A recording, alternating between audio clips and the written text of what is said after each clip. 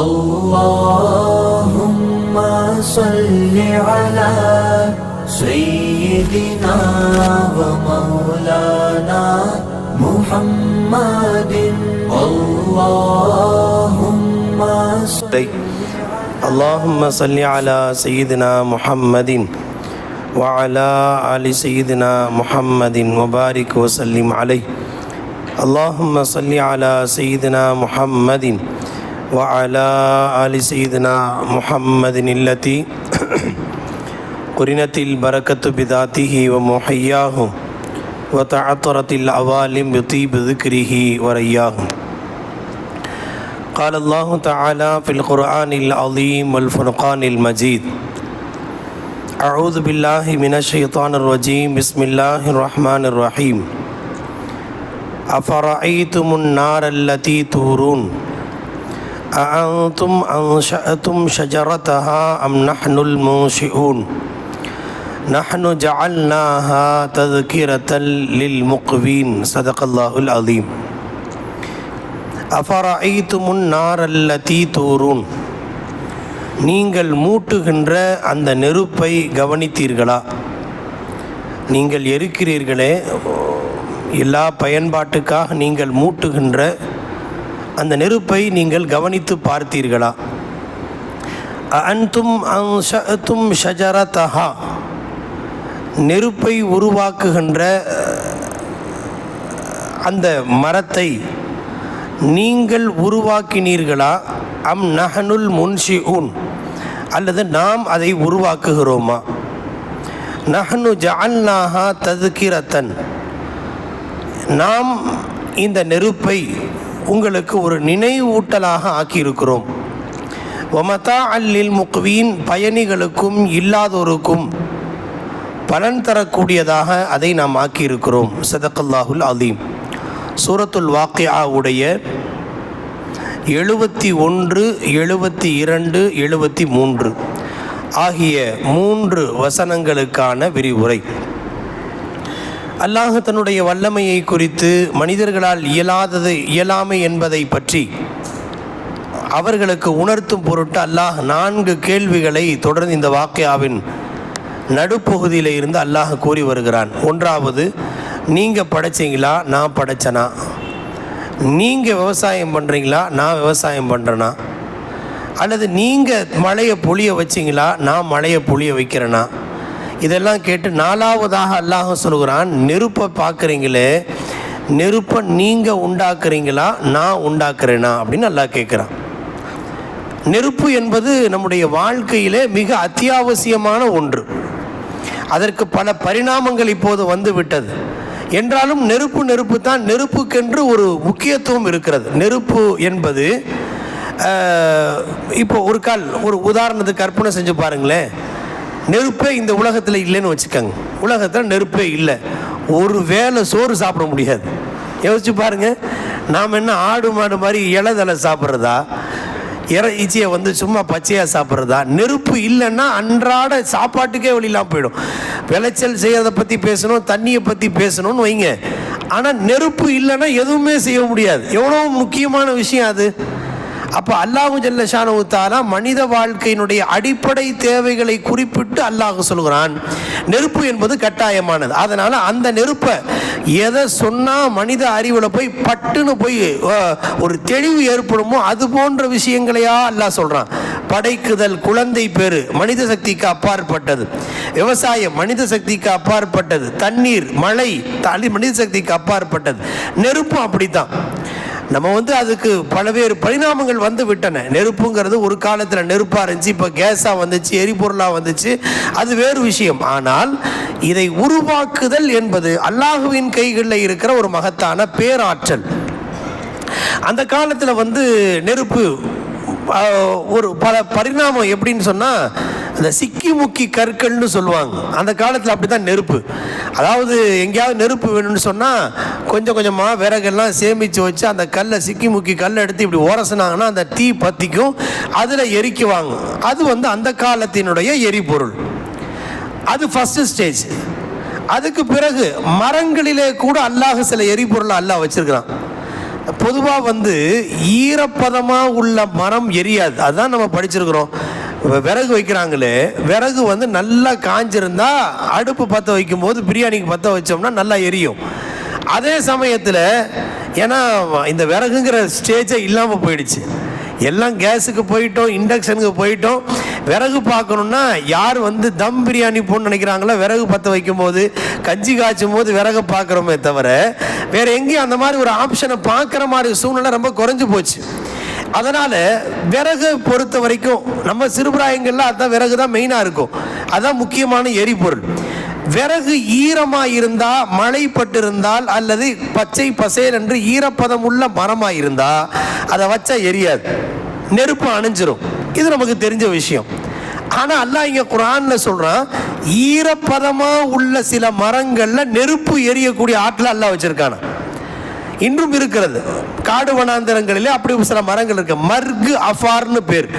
மர்குன்னு ஒரு மரம் இருக்கு, அஃபார்னு ஒரு மரம் இருக்கு. அன்றைய காலத்தினுடைய அப்போதெல்லாம் இன்றைய மாதிரி பைபாஸ் ரோட்லாம் கிடையாது. ஷார்ட்கட்டில் போகணுங்கிறதுக்கெலாம் இப்போவே நீங்கள் கூகுளில் ஷார்ட்கட் போனீங்கன்னா காட்டுக்குள்ளார தான் கூட்டிகிட்டு போகும். அந்த மாதிரி அந்த காடு வனாந்திர பகுதிகளிலேயே போவாங்க. அப்போ அவர்களுக்கு பாதுகாப்பு தேவை. எங்கேயாவது குளிர் அடித்தா அந்த குளிருக்கு பாதுகாப்புக்கு, குளிர் காய்வதற்கு அதுக்கெல்லாம் அந்த மரம் ஆங்காங்கே இருக்கும். அந்த நெருப்பு எரியக்கூடிய மரம் பார்க்க பச்சை பசேன்னு இருக்கும், ஈரப்பதமாக இருக்கும். ஆனால் ஒன்று இன்னோட மோதுச்சுன்னா உடனே நெருப்பு பற்றிக்கும். அந்த மாதிரி அமைப்புகளிலே அல்லாஹ் வைத்திருக்கிறார். இப்போது காட்டு தீ என்றெல்லாம் சொல்கிறார்கள், அது வேறு விஷயம். அது நல்லா எரிஞ்சு போய் எங்காவது சின்ன சுடர் மாதிரி பத்தினா அப்படி எரிஞ்சிக்குது. அப்போ அந்த மரத்தில் ஈரப்பதம் உள்ள மரங்கள், இப்போ வந்து நம்ம தீக்குச்சியிலேருந்து, லைட்டர்லேருந்து, கேஸ்லேருந்து பல்வேறு அட்வான்ஸுக்கு வந்துட்டோம், டெவலப்மெண்ட் ஆகிட்டோம். ஆனால் அந்த மரத்தை அல்லாஹ் அரபியர்களுக்கு, அன்றைய கால அரபியர்களுக்கு புரியும் முகமாய் அல்லாஹ் அந்த உதாரணத்தை சொல்கிறான். நெருப்பை சொல்லி, நீங்கள் அந்த மரம், நெருப்பு பத்திர மரத்தை நீங்கள் பார்க்குறீங்களே, அந்த மரம் வெளியில் பார்த்தா மரம் மாதிரி தெரியுது. அது ஒன்றுக்குள்ள ஒன்றோடு ஒன்று மோதனா அந்த நெருப்பு வருது. அந்த நெருப்பை நீங்கள் உருவாக்குனீங்களா, நான் உருவாக்குறேனா அப்படின்னு அல்லாஹ் கேட்குறான். இதை சொல்லிட்டு அல்லாஹு ஜல்ல ஷானஹு தஆலா அதை படிப்பனையாக, நினைவூட்டலாக அல்லாஹ் சொல்கிறான். இப்போ அந்த எரிபொருள், அன்றைய காலத்தினுடைய எரிபொருள் என்ன? விறகு.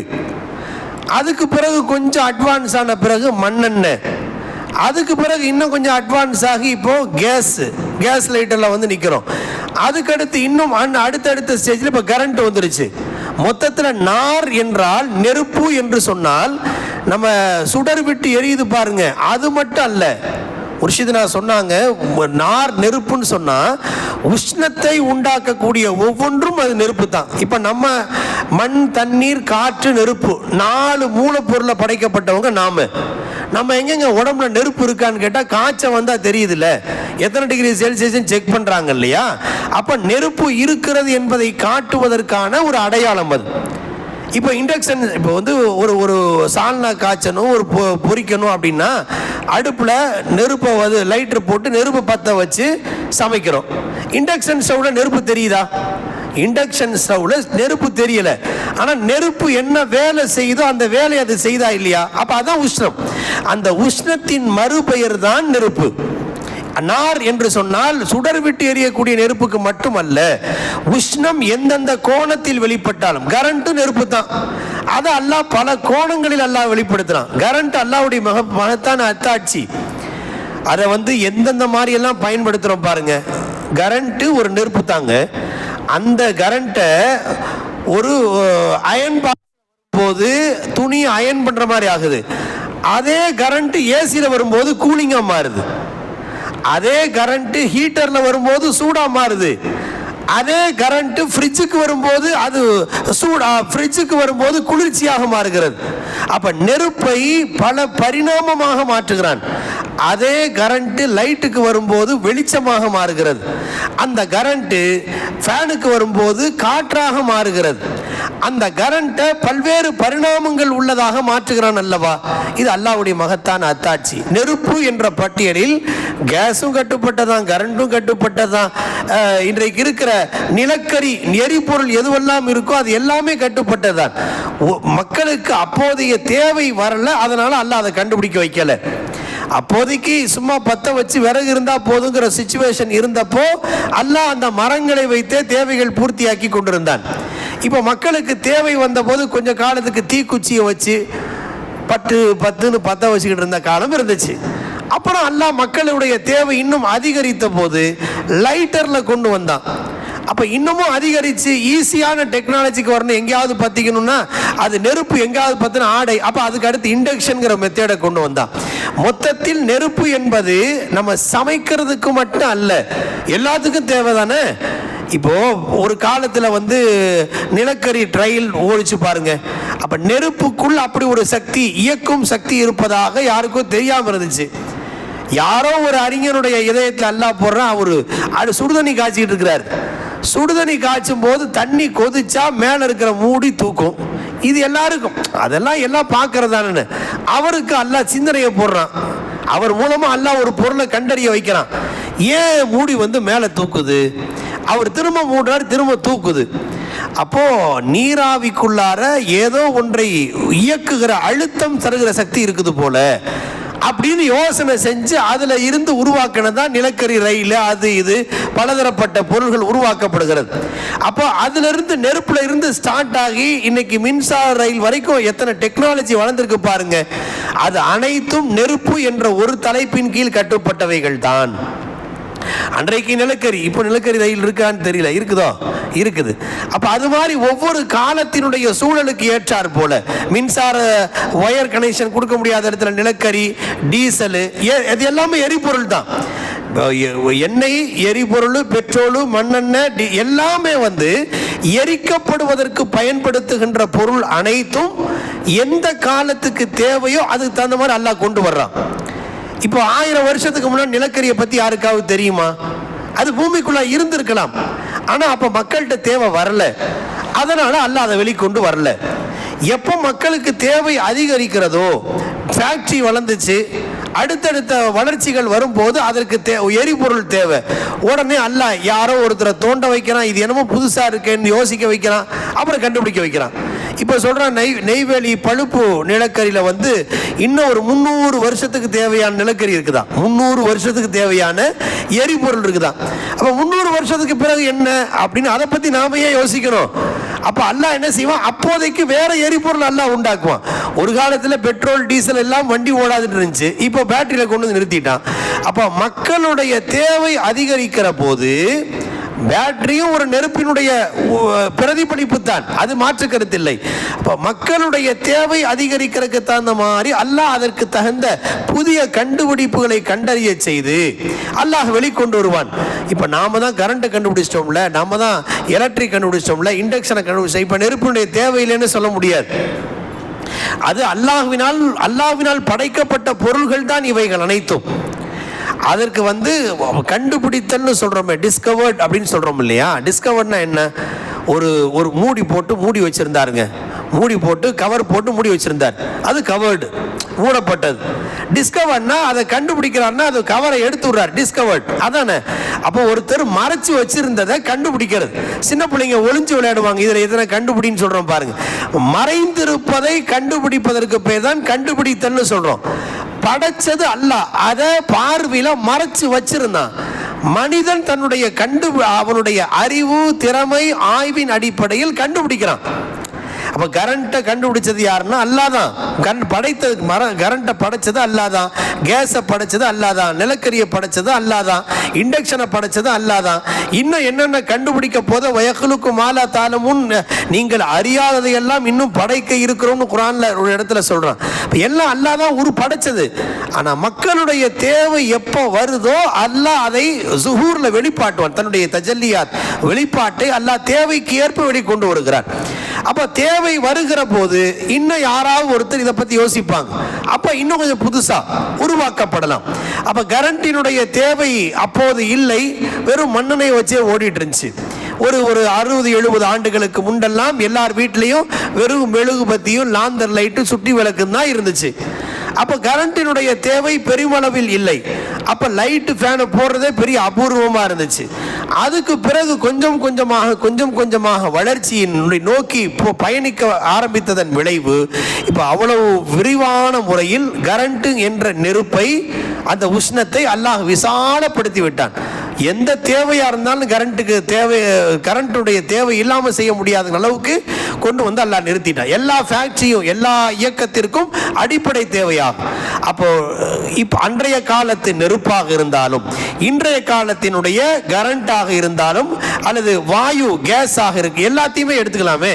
இதை எல்லாத்தையும் பொருத்தி இந்த வார்த்தையில பொருத்தி பார்த்தால் அல்லாஹ் சொல்றான், நார் என்றால் நீங்கள் நெருப்பை கவனித்தீர்களா, கேஸை கவனிச்சிங்களா, கரண்ட்டை கவனிச்சு பார்த்தீங்களா, நிலக்கரி எரிவாயு கவனிச்சிங்களா, பெட்ரோலு டீசலு, இந்த இந்த பொருள்களை எல்லாத்தையும் நீங்க கவனிச்சு பார்த்தீங்களா அப்படின்னு அல்லாஹ் கேட்கிறான். இதை நீங்க உருவாக்குனீங்களா, நான் உருவாக்குனேன்? ஒரு 1000 வருஷத்துக்கு முன்னால பெட்ரோல் டீசலை பத்தி யாருக்காவது தெரியுமா? ஒன்றும் தெரியாது. அப்போதைய தேவை வரல. எரிபொருளாக வெவ்வேறு மெத்தேட்ல வச்சிருந்தான் அல்லாஹ். இப்போது அரபுலகத்தில் மட்டும் எதுக்கு அதை எண்ணெய் அல்லாஹ் கொடுக்கணும்? குர்ஆன்ல அல்லாஹ் சொல்லிட்டா, அல்லாஹ் சுப்ஹானல்லதி அஸ்ரா பி அப்திஹி லைலம் மினல் மஸ்ஜிதில் ஹராம் இலல் மஸ்ஜிதில் அக்ஸல்லதி பாரக்னா ஹவுலஹு. ஸல்லல்லாஹு அலைஹி வஸல்லம் மேராஜுக்கு போனாங்க பாருங்க. மஸ்ஜிதுல் ஹராம் மக்காவுல இருந்து ஆரம்பிச்சு பைத்துல் முக்கத்தஸ் வரைக்கும் போனாங்க. அரபுலக தேசங்களை கடந்து போன அந்த பிரயாணம். இதை பற்றி அல்லாஹ் குர்ஆன்ல சொல்லும்போது பாரக்னா ஹவுலஹு, அதை சுற்றிலும், எங்க ஸல்லல்லாஹு அலைஹி வஸல்லம் மக்காவில் இருந்து பைத்துல் முக்கத்தஸ் வரைக்கும் போனாங்க பாருங்க. இந்த ஏரியா பயணப்பகுதி இருக்கு பாருங்க, இதை சுற்றிலும் நாம் பரக்கத் செய்திருக்கிறோம்னு அல்லாஹ் சொல்றான். அது பரக்கத் செய்திருக்கிறோம் என்பதற்கு அந்த குர்ஆனுடைய விரிவுரையில் பல விளக்கங்கள் தரப்பட்டிருக்கிறது. ஒரு அர்த்தம், அந்த சுற்றி நிறைய நபிமார்கள் அடங்கி இருக்கிறாங்கன்னு அர்த்தம். வெவ்வேறு பொருள் இருக்கிறது. வெளியில பார்த்தா பாலைவன பிரதேசம், ஆனா ஒட்டுமொத்த உலகத்துக்கான எரிபொருள் அந்த நாட்டில் தான் இருக்கு இல்லையா? இப்ப பெட்ரோல் டீசல் அது இது எதுக்கு சம்மந்தம் இல்லாம அமெரிக்காக்காரங்க போய் சம்மந்தம் இல்லாம அட்டாக் பண்றான்? அவனுடைய வக்கிர புத்தி எண்ணெயை புடுங்கிறதுக்கு வேற கோணத்தில் அவன் அணுகிறான். அதுக்கு அணுகுண்டா அது இதுன்னு காரணம் சொல்றான். இதான் யதார்த்தம். அரபு தேசங்களில் இருக்கிற எண்ணெய் வளம் வேறு எங்கும் இல்லை. அப்ப அந்த சுற்று இருப்போர் பகுதிகளில் நாம் பறக்க செய்திருக்கிறோம் என்பதற்கு ஒரு கருத்தை ஆய்வாளர்கள் இப்ப என்ன சொல்றாங்கன்னா, ஸல்லல்லாஹு அலைஹி வஸல்லம் பிரயாணப்பட்டு போனாங்களா புராக் வானம், அந்த பகுதி ஃபுல்லாவே எண்ணெய் வளம் உள்ள பகுதியா இருக்கா, எண்ணெய் கிணறு அங்கதான் இருக்கான். அப்போ ஒரு குறிப்பிட்ட காலம் தெரியலன்னா அப்போ தேவை வரல, அல்லாஹ் அதை கொண்டு வரல. ஹாஜத்ரவாயி, தேவைகளை பூர்த்தி செய்வோன் அல்லாஹ் தான். அப்போது தேவை உண்டாக்கப்படவில்லை, அதனால அதை வெளிக்கொண்டு வரல. இப்ப மக்களுக்கு தேவை வரும்போது அல்லாஹு தாலா ஒவ்வொன்றா தோண்ட வச்சு அதை அல்லாஹ் எரிபொருள பெட்ரோலிய பொருள்களை காட்டி கொடுக்கிறான். ஆக மொத்தத்தில் எரிபொருளாக எதுவெல்லாம் மக்களின் பயன்பாட்டில் இருக்கிறதோ அவை அனைத்தும் அல்லாஹ்வினால் படைக்கப்பட்டவைதான். அதை அல்லாஹ் பூமிக்குள் மறைத்து வைத்திருந்தான். அது நிலக்கரியோ பெட்ரோலிய பொருட்களோ கேஸ் வாயு எதுவாக இருந்தாலும் மறைச்சு வச்சிருந்தான். அப்ப தேவை வந்த போது அல்லாஹ் இப்போ ஒவ்வொன்றா கண்டறிய வைக்கிறான். இனி அடுத்த டெக்னாலஜி வளர்ந்து இன்னும் எரிபொருள்ங்கிற பட்டியலில் வேற என்ன சேர்ந்தாலும் அது எல்லாமே இந்த அன்தும் அன்ஷாத்தும் ஷஜரத்தஹாங்கிற வார்த்தையில நீங்க உண்டாக்குனீங்களா நான் உண்டாக்கினான்னு கேட்கிறானே, அந்த வார்த்தையில இது எல்லாமே கட்டுப்பட்டது தான். ஆக சுருக்கம் என்னன்னு சொன்னா, அல்லாஹு ஜல்ல ஷானஹு தஆலா நெருப்பு என்ற அந்த ஒரு தலைப்பை மனித வாழ்க்கையின் அடிப்படையாக ஆக்கி வைத்திருக்கிறார். நம்ம வீட்டில் சாப்பாடு ஒரு நேரம் ரொட்டி சாப்பிட்னாலும் சோறு சாப்பிட்னாலும் நெருப்பு தேவை. பெரிய பெரிய பெரிய பெரிய ஃபேக்டரி இயங்கினாலும் அதுக்கு கரண்ட் தேவை, அதுவும் நெருப்பு தேவை. உலகத்தின் எந்தெந்த பொருள்களில் வேண்டுமானாலும் அதை பொருத்தி பார்க்க வாய்ப்புள்ள, விமானத்துக்கு போனா எரிபொருள் தேவை, அதுக்கும் அது நெருப்பு என்ற அந்த எரிபொருள் தேவைப்படுகிறது. அதற்கு பெட்ரோலிய பொருள்களாக அது இருக்கலாம், ஆனால் அதுவும் நெருப்பின் ஒரு பகுதி தான்.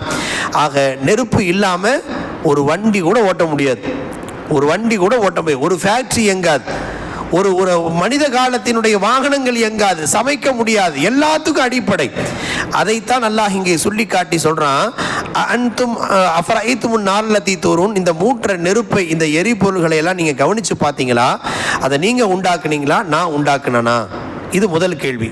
அடுத்து அடுத்து ஒரு முக்கியமான ஒரு தகவல் அல்லாஹ் சொல்றான், நஹ்னு ஜஅல்நாஹா தத்கிரத்தன் வ மத்தாஅன் லில் முக்வீன். இந்த நெருப்பை ஏன் அல்லாஹ் படைச்சான் அப்படிங்கிறதுக்கு ஒரு காரணத்தை, ஒரு முக்கியமான காரணம் சொன்னா, இது படிப்பினைக்காக அப்படின்னு சொல்றான். ததுக்கிரத்தன் என்ன படிப்பினை? ஒரு நினைவூட்டல்ங்கிற அல்லாஹ். ததுக்கிரானா ரிமைண்டர், நினைவூட்டல். என்ன நினைவூட்டல் அல்லாஹ் சொல்றான்னா, இந்த நெருப்பு இவ்வளோ வேலை செய்து நரக நெருப்பு எப்படி இருக்குன்னு யோசிச்சு பாருங்க. இந்த ஆயத்துக்கு விளக்கம் சொல்றாங்க குர்ஆனுடைய விரிவுரையாளர்கள். ததுக்கீரா, இந்த நெருப்பை நினைவூட்டக்கூடியதாக நாம் ஆக்கி இருக்கிறோம்னு அல்லாஹ் சொல்றானே. என்ன நினைவூட்டல் அப்படின்னா, இந்த நெருப்பை வச்சு மறுமையை நினைச்சு பார்க்கணுமா. நபி ஸல்லல்லாஹு அலைஹி வஸல்லம் சொன்னாங்க, இந்த நெருப்பு எவ்வளவு வேலை செய்யுது. இந்த உலகத்தில் இருக்கிற நெருப்பு இரும்பையே உருக்குதா இல்லையா? இரும்பாலையில் நம்ம வீட்டில் அடுப்பில் எரியிற சாப்பாட்டுக்கு வைக்கிற நெருப்பு வேற, இரும்பாலைக்கு வைக்கிற நெருப்பு வேற. நெருப்பு ஒன்று தான், ஆனால் டிகிரி செல்சியஸினுடைய உஷ்ணம் கூட கூட. அப்போ இரும்பையே உருக்குகிற ஆற்றல் அதுக்கு இருக்கு. இப்ராஹிம் அலைஹிஸ்ஸலாம் அதை கொண்டு போய் நெருப்பில் போட்டாங்க. குர்ஆன்ல அல்லாஹ் அந்த செய்தியை சொல்றான். உயரமா எரிஞ்சிட்டு இருந்த அந்த நெருப்புல உயரத்தில் பறந்துட்டு இருக்கிற அந்த பறவைகள் எல்லாம் உஷ்ணமாகி கீழே உழுகுது செத்து செத்து. சங்கிலி, நெருப்பு சங்கிலியில் வச்சு நல்ல சங்கிலியில் காலில் கட்டி அவங்கள கொண்டு போய் நெருப்பில் போடுறான். அல்லாஹ் சொல்றான், குல்னா யா நாரு கூனி பர்தம் வ ஸலாமன் அலா இப்ராஹிம். நெருப்பே இப்ராஹிம் அலைஹிஸ்ஸலாத்திற்கு குளிர்ந்ததாக ஆயிடுன்னு அல்லாஹ் சொன்னான். நெருப்பு அல்லாஹ்வுடைய உத்தரவு கட்டுப்பட்டது. என்ன அல்லாஹ் சொல்றானோ அதை தான் செய்யும். அப்ப அதுல என்ன சொன்னா, அலா இப்ராஹிம், இப்ராஹிமுக்கு குளிர்ச்சியாக ஆகுன்னு சொன்னா அல்லாஹ்.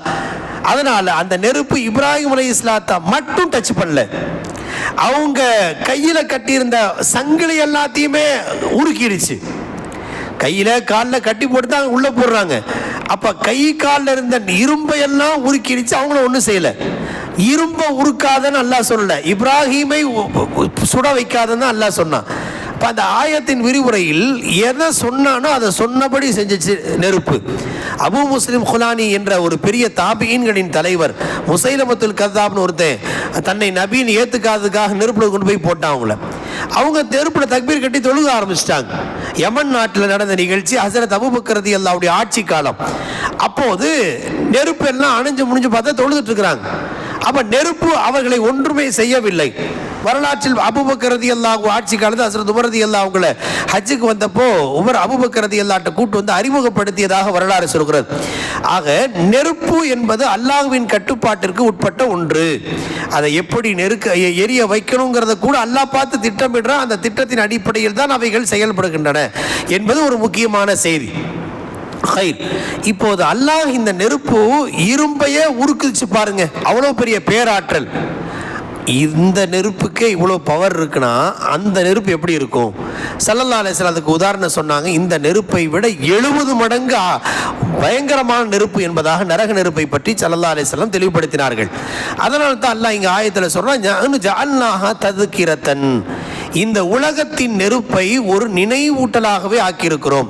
இந்த நெருப்பு லேசாக டச் பண்ணால் படாத பாடுபடுறவங்க, சூடுபட்டு கொப்பளிச்சு அதுக்கு இதுக்கு என்னென்ன டெர்மட்டாலஜிட்ட போய் அலைஞ்சு படுறோமே. ஒரு சின்ன எண்ணெய் பட்டா, நெருப்பு பட்டா சுற்றுச்சுன்னா என்ன கஷ்டப்படுறோம் நாம.